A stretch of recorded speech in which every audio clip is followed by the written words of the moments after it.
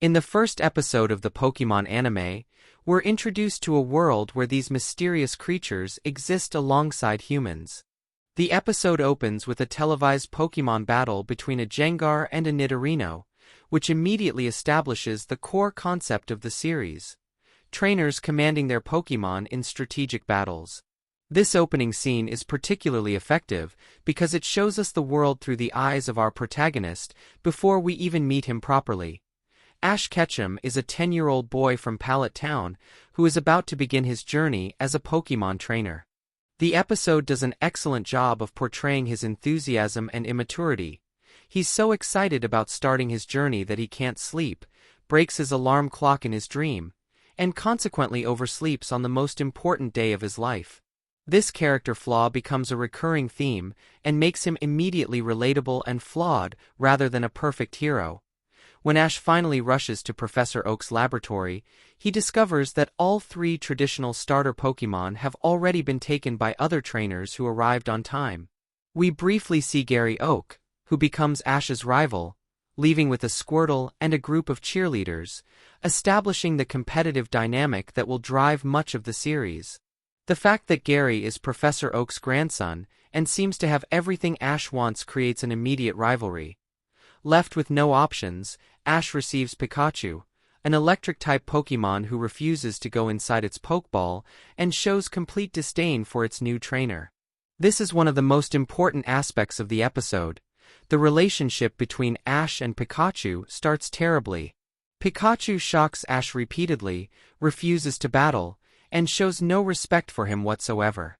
This creates a genuine character arc rather than an instant friendship, and the eventual bond they form becomes more meaningful because of this difficult beginning. The episode brilliantly uses the Pokédex as an exposition device, allowing new viewers to learn about Pokémon naturally as Ash encounters them.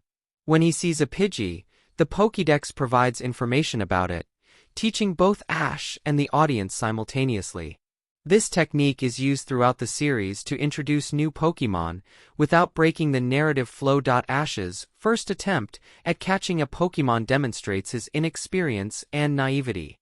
He tries to catch a Pidgey by throwing a Pokeball directly at it without weakening it first, not understanding the basic mechanics of Pokémon capture.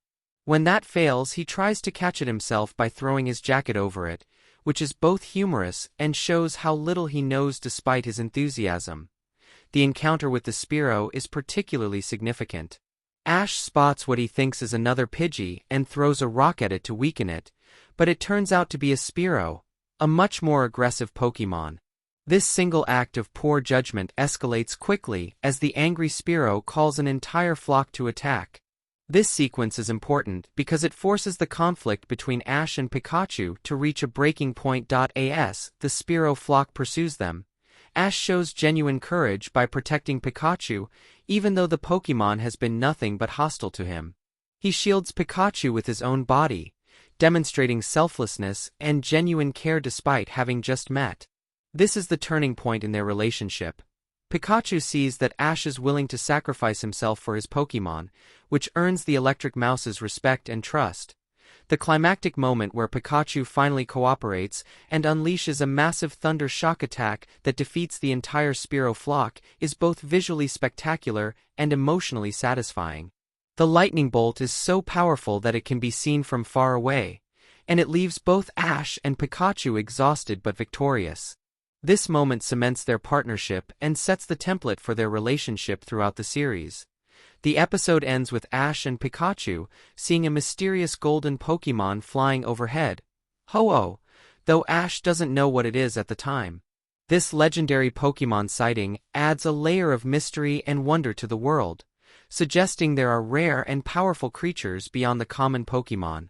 It also creates an overarching mystery that wouldn't be fully addressed until much later in the series. What makes this first episode particularly effective is how it subverts expectations. Instead of starting with a competent trainer and obedient starter, we get an overconfident kid who knows nothing and a Pokémon who actively dislikes him. The episode earns their partnership through adversity rather than simply giving it to them, making it feel genuine when they finally work together.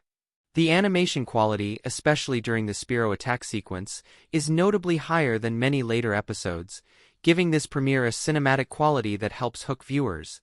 The world building is also handled well, introducing concepts like the Pokédex, Pokeballs, and the basic structure of the Pokémon world without overwhelming exposition. We learn about Pokémon centers where trainers can heal their Pokémon, the existence of Pokémon leagues, and the general culture of Pokémon training through natural dialogue and visual storytelling rather than info dumps.